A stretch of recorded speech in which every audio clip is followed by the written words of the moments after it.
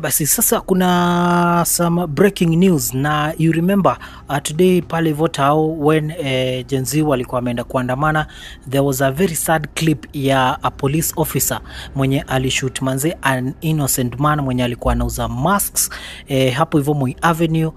Jamaa alikuwa amesimama tu peacefully, but then that police officer alienda akampiga, and then jamaa when he was just trying to walk away peacefully, the policeman shot him from behind, akamshoot a bullet to the head. That man who was shot has been identified as Joshua. Now guys, this is a miracle. I can say to you right about now, kuna reports kwamba Joshua survived that gunshot. Yes guys, as shocking as it might be, reports zinasema kwamba Joshua aliweza kusurvive that brutal police shot na akabebwa na some of the people on the field. Actually, I've talked to a guy mwenye alikuwa kwa field akasema kwamba at the moment huyo polisi wali walk away from the scene, the policeman ama basi vile ase walimpiga risasi walitoka, now Kenyans wali move into the scene, na huyu jamaa anaongea naye alienda akafika akapata Joshua bado ana breathe, so he tried to apply pressure kwa kichwa but bado damu ilikuwa inatoka mob. So at that moment wakatafuta ambulance zenye zilikuja zikapigwa tear gas zikatoka, but then there was a Red Cross car yenye ilikam na wasa wa Red Cross manzo wakavumilia na wakaweza kumpiga bandage kwa kichwa na he was taken to Kenyatta National Hospital. At the moment he was admitted under a very critical condition, so he's still fighting for his life, but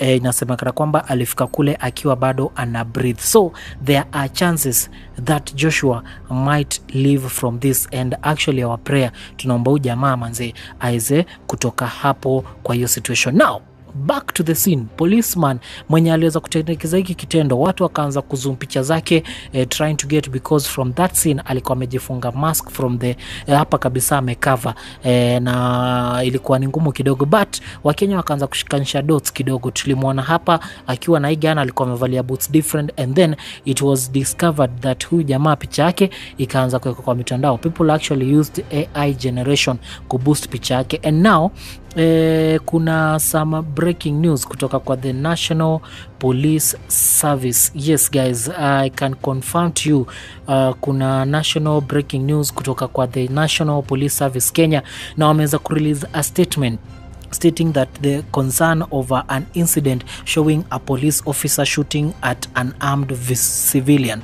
This is what the statement reads, and I quote: "The National Police Service has noted with great concern an incident involving shooting of an armed civilian by a police officer using an anti-riot shotgun within the Nairobi Central Business District on 17 June 2025. Following this incident, the Inspector General National Police Service ordered for the immediate arrest and arraignment in court of the involved police officer. The said officer has since been arrested."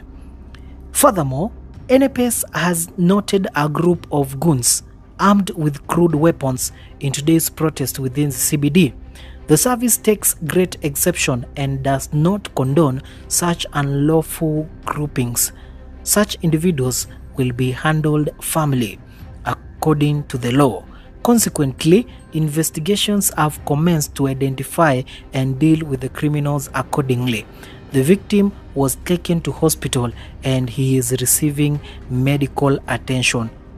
Signed by Mushiri Nyaga, Director Corporate Communication or spokesperson of the National Police Service. Yes, that is the report, and guys, actually the police wameconfirm kwamba Joshua manze alipelekwa hosi na anaendelea kupata medical attention. So yeah, it's true, he survived.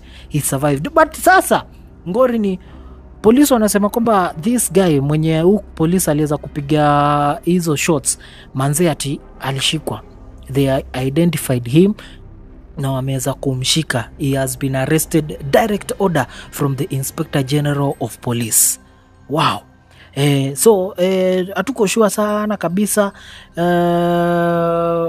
Unajua so anaweza post anything just to make this story go away, but that is a statement inasemekana. Kwanza Wangu wa Makeri anasema sisi sio wajinga, we have witnessed your police goons and goons without uniform. Yes, now hapa the National Police Service imeweza kusema wali notice kulikuwa na some goons, but we have some videos guys of police wakiwa wanatembea Nairobi CBD alongside the goons, which makes it hard to believe kwamba police wanasema hapa ati watashika hawa goons, but we seen videos guys from CBD walikuwa wanatembea na hawa say kwa ground kabisa, and you can clearly say how goons hawakuwa wanapiga, hawakuwa wanarushwa tear gas, they were being escorted by the police. So why are police saying that ati hawa goons wata-identify na washike? So this is the big question arising from the comments.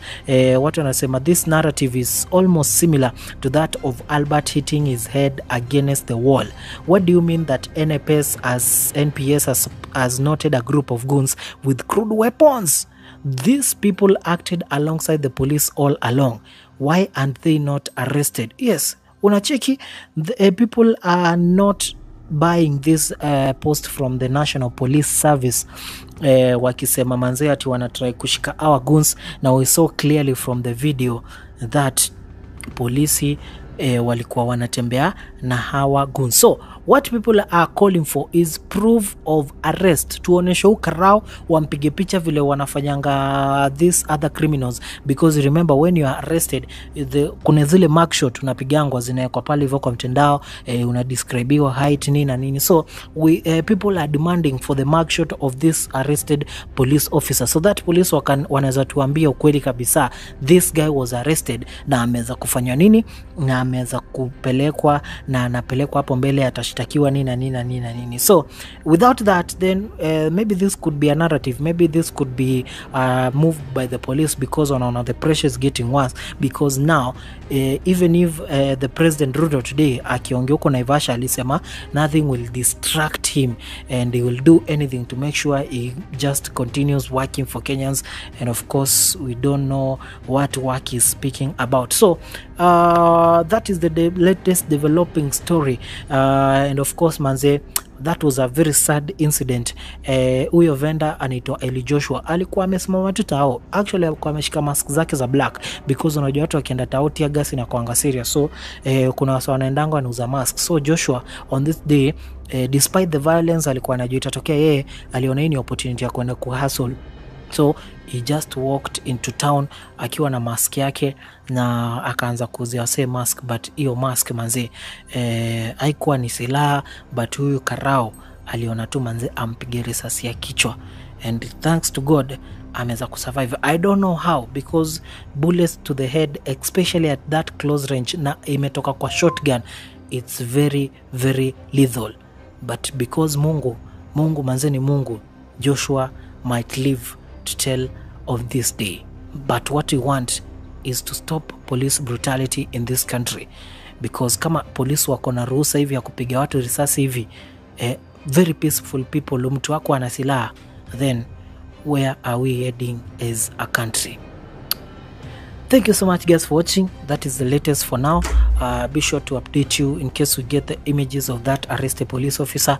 Nitakuletea, but for now that is the major breaking news. Bye bye for now.